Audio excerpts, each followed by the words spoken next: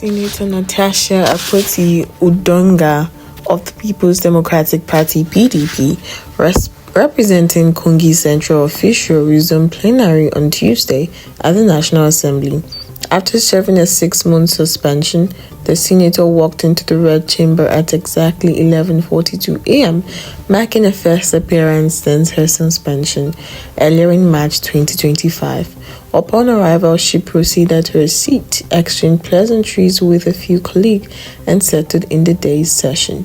Akpoti was accompanied to the National Assembly by several civil society activists, including prominent Bring Back Our Girls campaigner Aisha Yesufu, who has since seated in the Senate gallery. However, many of her supporters were reportedly denied access to the gallery by security personnel. Recall that the lawmakers' suite 2.05 office in the Senate wing was formally reopened in September by the Sergeant at Arms of the National Assembly, Alabi Adedeji. Alongside security officers, the development followed the expiration of a 6-month suspension, which is imposed over allegedly misconduct linked to her protest against the resignment of her seat. Despite the Senate's leadership's resistance at that time, Akpoti maintained her stance, declaring that she had no apology to tender. Her return on Tuesday effectively ends months of political and procedural standoff. As lawmaker Nari claims a legislative duty, Akpoti, who previously chaired the Senate Committee on Diaspora and NGOs, had been suspended in March 2025 for what the Senate described as unparliamentary conduct. With the resumption of plenary session after the legislative access, attention now turns to how a return may reshape dynamics within the Senate.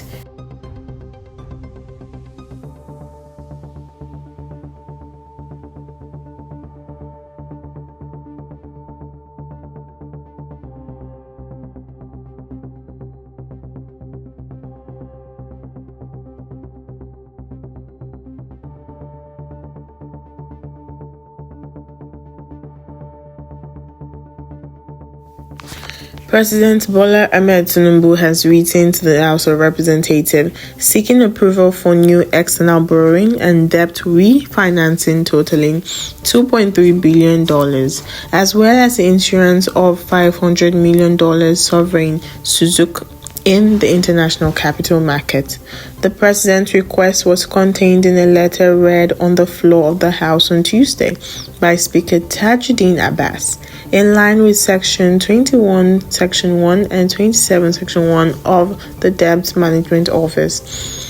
DMO Establishment Act 2003, according to the President, the borrowing plan is designed to help implement provision of the 2025 Appropriation Act, refinance manufacturing Eurobond, and diversifying Nigerians' funding source through Islamic finance instrument.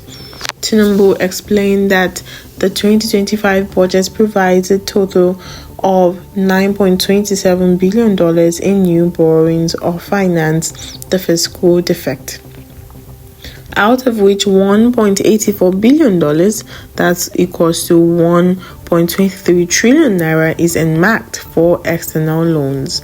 It therefore urged lawmakers to authorize the Federation government to source the funds through any of the following options: the issuance of Eurobonds, loan syndication, bridge financing from book runners, direct borrowing from international financial institutions. The president also disclosed that Nigeria's $1.118 billion Eurobond issued in 2018 at 7.625% interest and manufacturing in November 2025 will be refinanced to avoid default.